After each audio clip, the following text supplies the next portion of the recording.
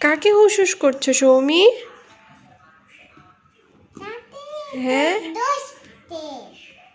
খরগোশকে? রুমে খরগোশ এসেছে? তাই? কই দেখি।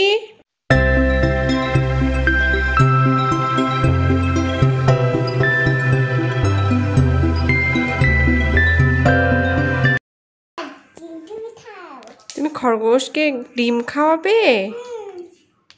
কেন গাজর পাওনি?